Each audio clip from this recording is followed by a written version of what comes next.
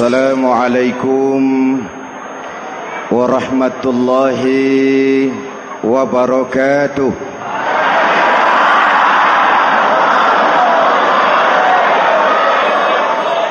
Alhamdulillahi rabbil alamin, wassalatu wassalamu ala ashrafil mursalin, sayyidina wa maulana Muhammadin wa ala alihi wa sahbihi ajmain, amma ba'du.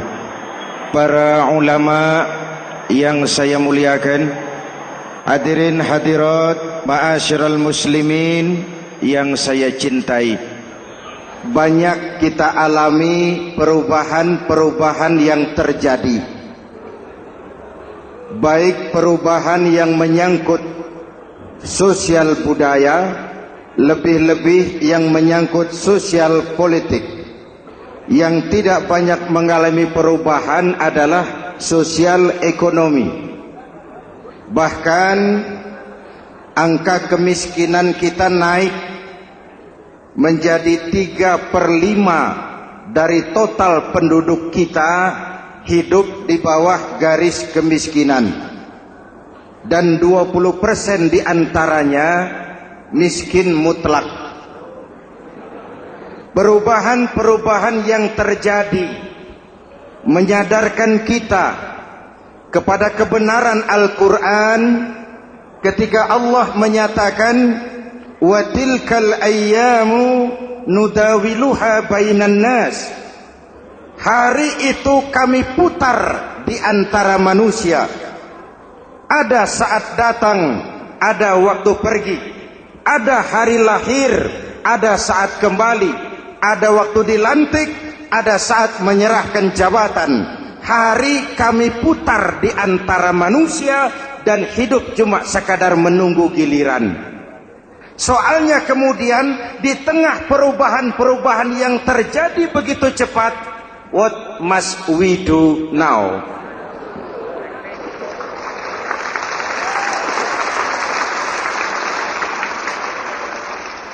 Saya juga nggak ngerti itu. Yang penting kan penampilan. Saudara-saudara kaum muslimin di seluruh tanah air, jadi pemimpin adalah pelayan bagi orang yang dipimpinnya.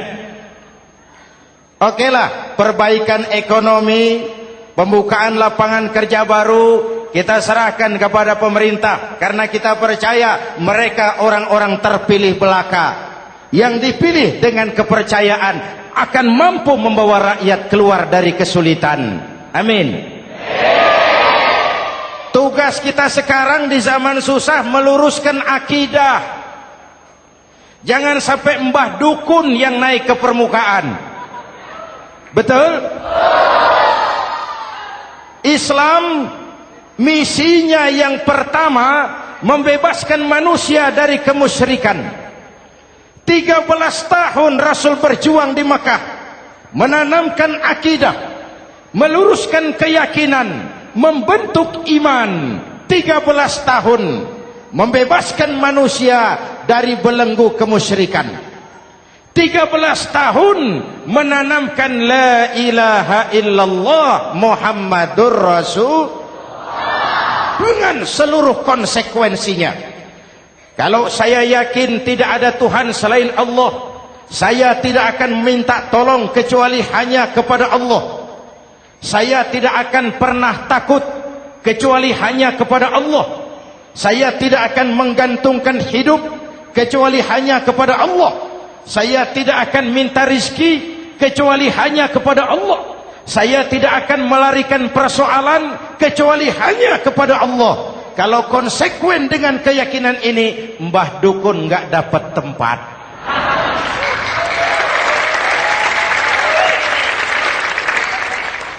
Akur? Ayo lihat secara sederhana. Saya sandaran di tiang, tiangnya ambruk, sayanya jatuh. Saya sandaran di tembok, temboknya runtuh, saya juga runtuh. Saya sandaran kepada orang kaya, dia jatuh miskin, saya bangkrut. Saya sandaran kepada jenderal, dia pensiun, saya selesai.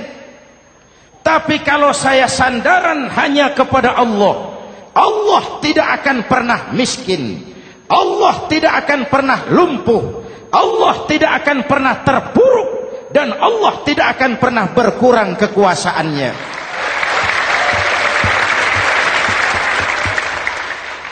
Maka umat Islam, sesulit apapun zaman yang kita hadapi, Allah juga tempat kita bersandar. Jelas?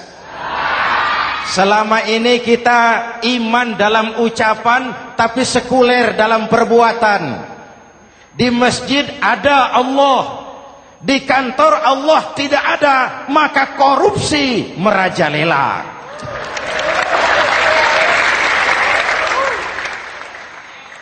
Di masjid ada Allah, di pasar Allah tidak ada, maka timbangan tetap curang. Kita iman dalam ucapan, tapi sekuler dalam perbuatan.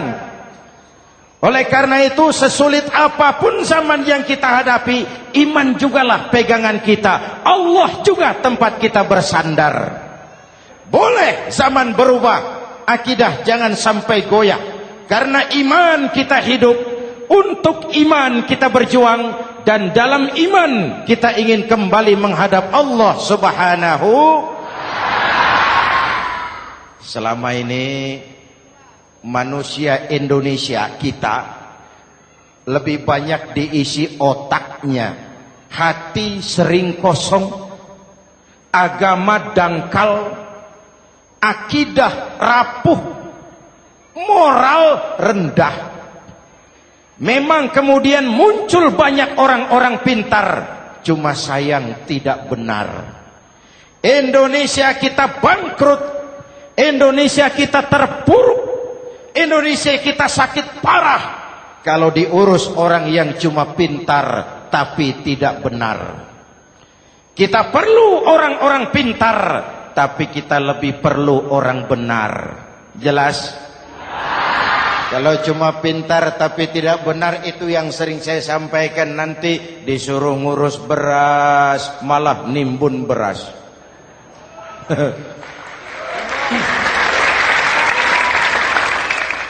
Disuruh ngurus laut malah jadi bajak laut. Disuruh ngurus hutan rame-rame jadi orang hutan. Jutaan hektar hutan Indonesia kita ini merupakan kekayaan sumber daya alam kita yang harus digunakan bagi sebesar-besar kemaslahatan rakyat. Yang disuruh ngurus hukum malah bikin hukum seperti pisau, tajam ke bawah, tumpul ke atas. Jangan heran lalu di masyarakat muncul street justice, pengadilan jalanan, sebagai refleksi dari ketidakpuasan melihat sikap hukum yang sangat berpihak. Kalau yang kecil salah, hukum cepat-cepat ditegakkan.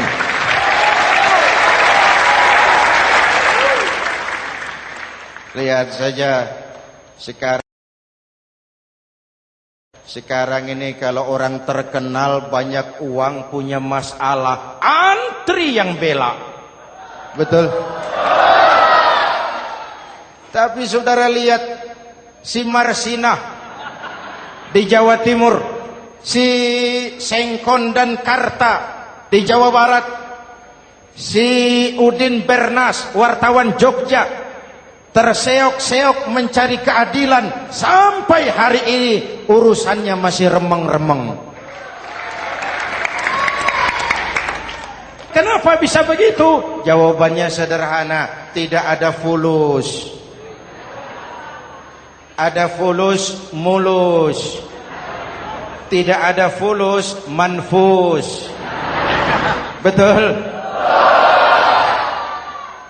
Jangan sampai para penegak hukum kita terjebak pada lagu baru, maju tak gentar membela yang bayar. Biar bertentangan dengan nurani, biar bertentangan dengan public opini, biar bertentangan dengan rasa keadilan. Siapa yang bayar, itulah majikan. Mau benar atau salah, belain terus. Kalau seperti inilah hukum kita, mafioso keadilan akan tetap gentayangan.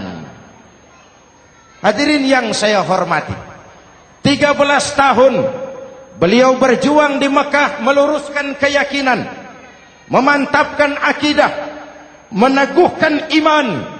Dari situ segalanya dimulai, dan ke situ segalanya akan menuju.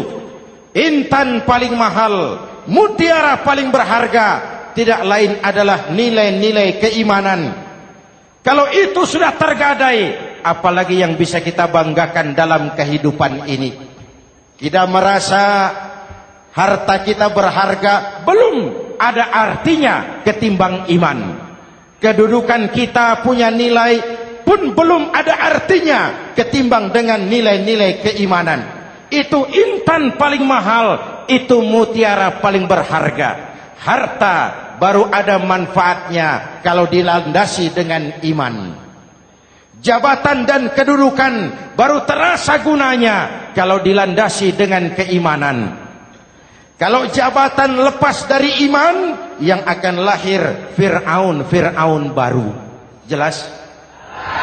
Kalau harta terlepas dari iman, yang akan muncul adalah konglomerat Korun.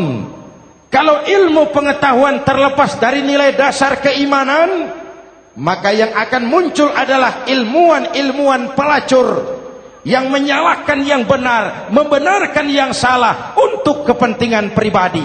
Dan kondisi seperti itu tidak akan membuat kita makin sehat. Oleh karena itu, pada kesempatan ini, pesan pertama saya, menghadapi zaman susah, tetap jaga akidah, tetap pelihara keyakinan. Kesulitan bukan untuk ditakuti, untuk diatasi. Hidup adalah kerja keras, bukan keajaiban. Perubahan tidak akan datang hanya dengan simsalabim abragadabra. Perubahan tidak akan muncul hanya dengan berandai-andai. Perubahan tidak akan turun dari langit seperti turunnya embun di waktu malam. Perubahan adalah kerja keras, sehingga Al-Quran membimbing kita, innallaha la yughayyiru ma biqaumin hatta yughayyiru ma bi anfusihim. Allah tidak akan mengubah keadaan suatu bangsa kalau mereka tidak mau mengubah apa yang ada di dalam diri mereka. Yang ada di dalam diri itu rule of thinking, state of mind, cara kita berpikir, cara kita memandang kehidupan, cara kita mengatasi persoalan. Hadirin yang saya hormati, inilah iman. Berangkat dari ini kita menyadari, ini ujian buat kita rakyat. Dan kita rakyat Indonesia ini kalau sama susah sih sudah kenyang. Ya Pak? Ya Pak? Kita ini sebagai bangsa mengalami apa yang disebut oleh Bung Karno up and down, naik turun, timbul tenggelam, pasang surut. 350 tahun dijajah oleh Belanda, kita susah. Berangkat Belanda masuk Jepang, susah lagi. Pergi Jepang, datang nikah, susah lagi.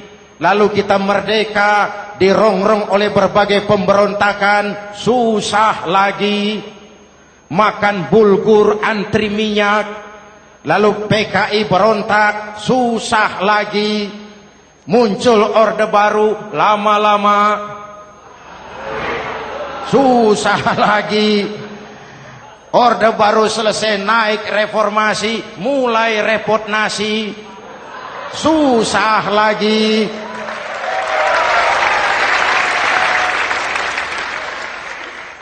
Kalau susah kita ini sudah akrab, sudah intim. Mestinya kalau sudah susah seperti itu, jangan salah sikap menyikapi kesusahan. Jangan sampai kita potong kompas, ambil jalan pintas, terjebak menghalalkan segala cara. Itu tidak akan menguntungkan. Itu tidak akan menyelesaikan. Kalaupun selesai nampaknya penyelesaian sesaat. Dan penyelesaian sesaat bukan penyelesaian yang sebenarnya. Karena itu tetaplah dalam koridor keimanan. Boleh zaman berubah, akidah jangan sampai goyah. Silahkan masa berganti, tapi keyakinan jangan mati. Sekali la ilaha illallah, sampai tetes darah paling penghabisan, tetap la ilaha illallah. Sanggup? 3 orang. Sanggup? 21. Sanggup? Kalau sanggup kita harus konsekuen. Saudara-saudara di seluruh tanah air, misi yang kedua dari Islam setelah membebaskan manusia dari kemusyrikan, membebaskan manusia dari ras diskriminasi, mengikat manusia dengan tali akidah. Sebelum Islam datang, manusia dibedakan oleh warna kulit, manusia dibedakan oleh faktor keturunan, manusia dibedakan oleh faktor harta dan benda.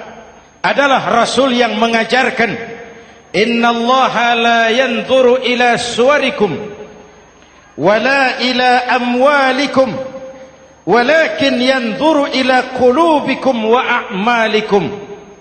Allah tidak melihat potonganmu, Allah tidak melihat hartamu.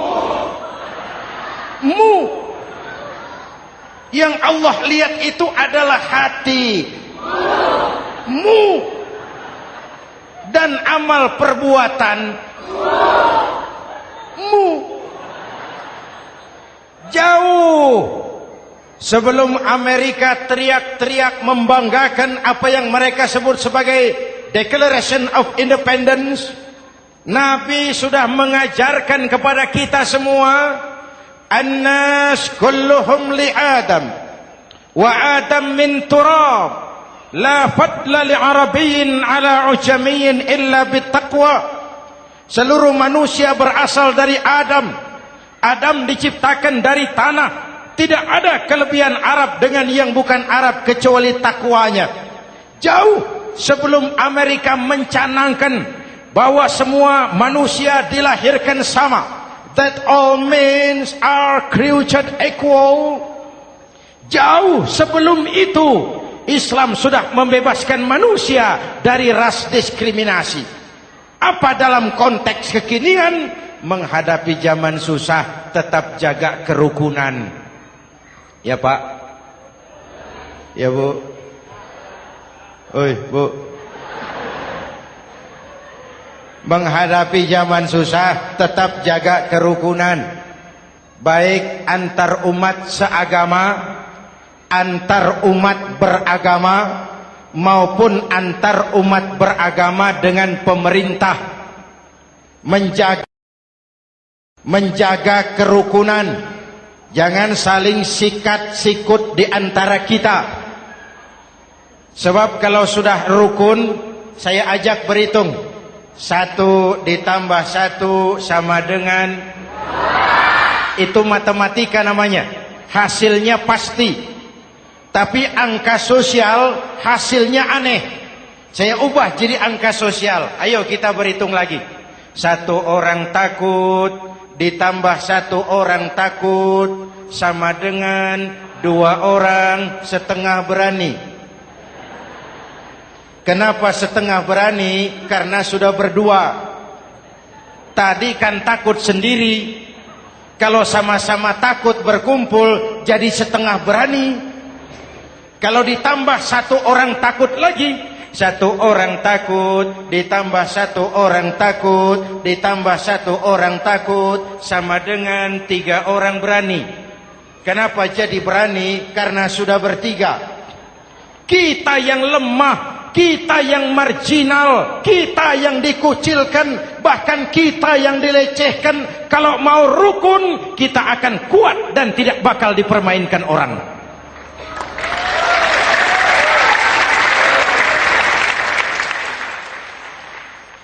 Tapi kalau rukunnya yang satu mau menikam yang lain, saya ajak berhitung lagi. Yuk berhitung yuk. 1 ekor ayam ditambah 1 ekor musang sama dengan 1 ekor musang. Kemana ayamnya? Dimakan musang. Betul nggak nih hitungan? Ayo kita hitung lagi. 1 ekor ayam ditambah 1 ekor musang sama dengan 1 ekor musang. Kemana ayamnya? Dimakan musang. Jadi kalau kita suka kumpul dengan orang yang mau makan kita, selesailah kita.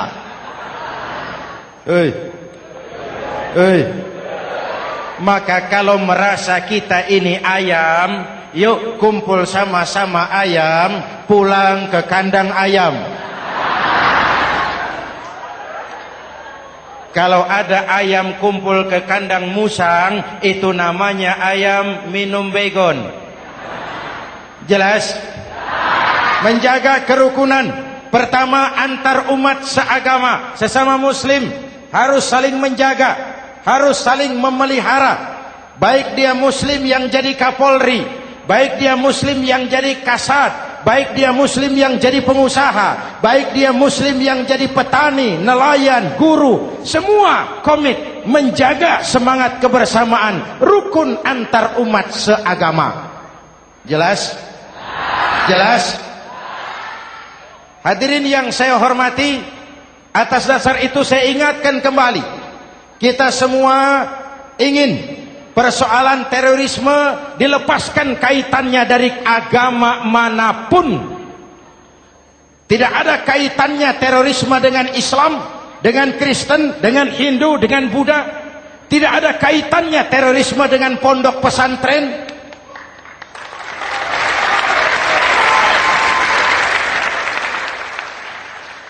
Jangan sampai pesantren jadi kambing hitam.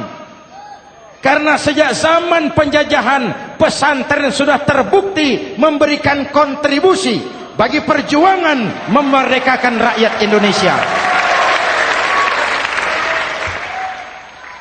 Rukun antar umat seagama. Yang kedua, rukun antar umat beragama. Islam ini rahmatan lil. Jangankan manusia walaupun berbeda agama, binatang saja dihormati. Ada hadis, fa iza zabahtum fa ahsinuz zibhata. Kalau kamu menyembelih hewan, sembelihlah dengan cara yang terbaik. Jangan menyembelih ayam dengan pisau tumpul. Itu namanya tidak berperi kebinatangan.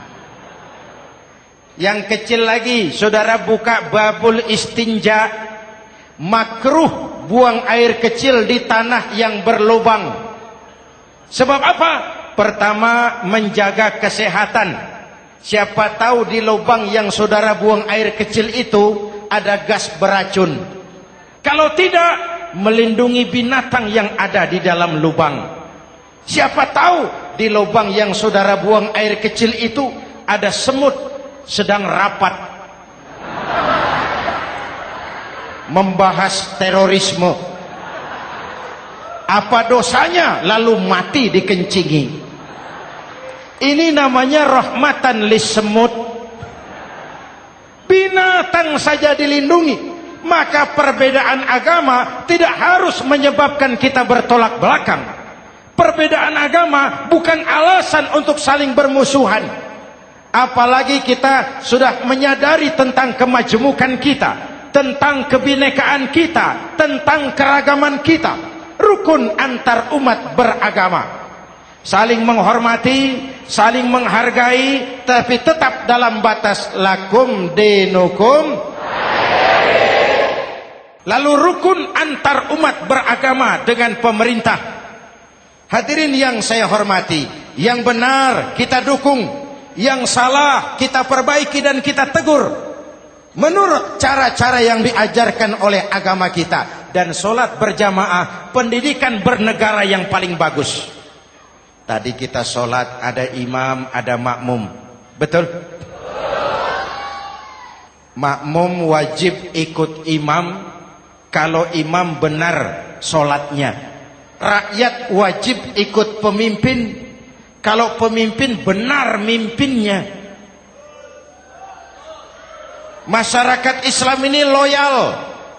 Masyarakat Islam ini bukan pemberontak. Masyarakat Islam ini taat dan setia.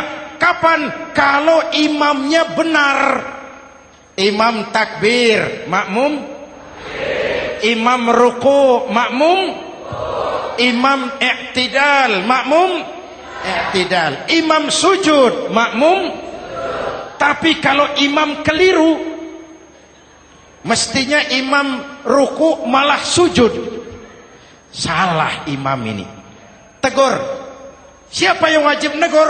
Makmum yang saf terdepan. Anggota DPR.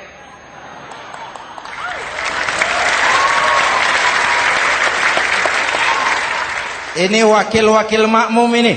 Saf di depan ini. Kalau imam keliru mereka paling tahu. Ngomong. Tegur. Bagaimana negurnya? Ada aturan main. Mestinya ruku, imam sujud. Salah ini imam. Subhanallah. Kan begitu negurnya. Betul? Tidak boleh juga imam keliru, makmum emosi. Main pegang. Weh, makmum salah. Hoi, hoi. Kacau solat. Betul? Anggota dewan ini, saf di depan. Itu kalau imam keliru. Satu saat imam buang angin. Namanya manusia bisa buang angin toh. Apa makmum lalu berkata, demi kesetiaan saya kepada imam, imam buang angin, saya lebih keras lagi. Itu namanya fanatisme buta, loyalitas yang goblok. Imam buang angin, minggir. Iyyaka na'budu wa iyyaka nasta'in. Sampai situ imam buang angin, minggir imam. Lalu saf yang di depan maju. Tidak usah bikin solat baru, teruskan pekerjaan imam. Ihdinas siratal mustaqim. Teruskan. Kenapa? Kalau bikin solat baru lagi, nanti buang angin lagi. Bikin lagi solat. Kapan selesainya solat? Kapan selesainya membangun negara ini? Yang penting imam tahu diri, buang angin, minggir.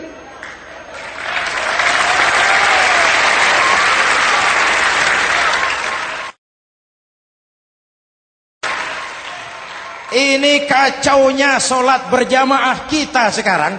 Kacaunya negeri kita sekarang. Banyak imam sudah buang angin, gengsi. Dia aja merasa nggak punya salah. Dikasih tahu sama makmum, imam tadi buang angin ya, malah jawab sedikit. Apa kalau sedikit lalu tidak batal solat itu? Mekanisme kehidupan sosial yang diatur lewat tuntunan solat berjamaah. Sehingga Nabi berpesan, kun imaman muta'an au ma'muman muti'an fala takun thalisan jazu'a. Kalau jadi pemimpin, jadilah pemimpin yang ditaati. Kalau jadi makmum, jadilah makmum yang mentaati. Jangan jadi golongan ketiga pemecah belah. Di depan tidak jalan, di belakang takut, ditaruh yang di tengah, di depan didorong, yang belakang ditendang. Ini namanya biang kerok. Saudara-saudara, dari uraian singkat ini saya ambil beberapa catatan pokok. Pertama, kalau ada intan paling mahal, kalau ada mutiara paling berharga dalam hidup kita, itu tidak lain adalah karena keyakinan. Hidup jadi indah, hidup jadi berharga, hidup jadi berarti kalau didasari atas sebuah keyakinan. Dan keyakinan itu tidak lain adalah nilai iman kita, akidah kita kepada Allah Subhanahu wa taala. Yang kedua, tetap menjaga kerukunan. Sesulit apapun zaman yang kita hadapi, kita tetap harus menjaga semangat kebersamaan. Kita harus tetap menjadi lem perekat yang menjaga keutuhan, baik sebagai bangsa maupun sebagai umat. Perbedaan adalah wajar, harus dihormati sebagai ciri kehidupan berdemokrasi. Tapi jangan perbedaan menjadi sebab kita bermusuhan, dan jangan perbedaan menyebabkan kita saling berpecah belah. Hormati perbedaan, jangan perbedaan dipandang sebagai permusuhan. Dengan akidah yang kuat dan kebersamaan yang kokoh, ayo kita hadapi kesulitan, kita atasi kesulitan, dan dengan kerja keras untuk menyongsong hari esok yang lebih pasti. Mari kita Fatihah, semoga Allah memelihara kita bangsa Indonesia. Ala hadhihi niyah wa ila hadratin Nabi. Al-Fatihah.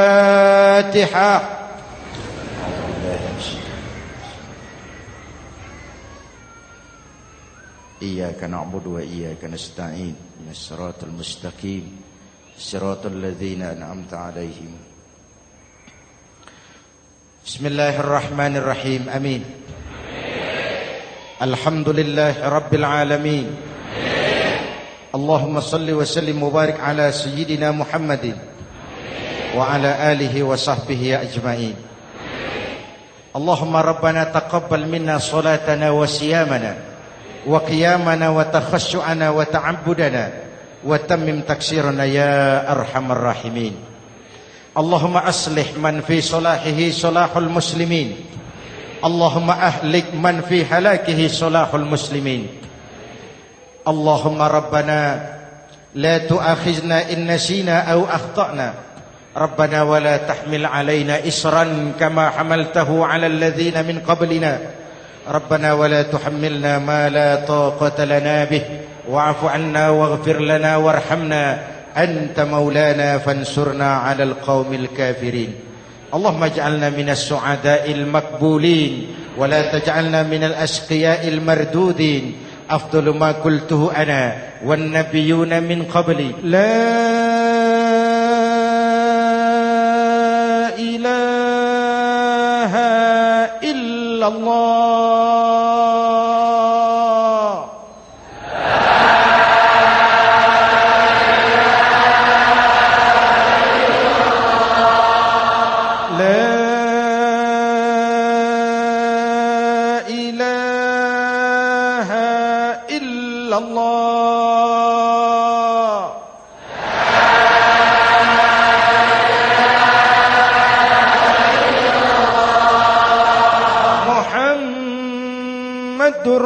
Rasulullah.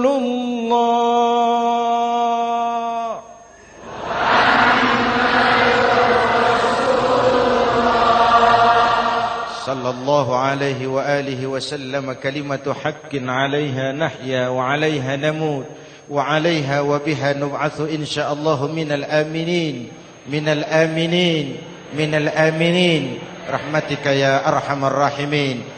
Sallallahu ala sayyidina Muhammad wa ala alihi wa sahbihi ajma'in. Ana rabbika rabbil izzati amma yasifun.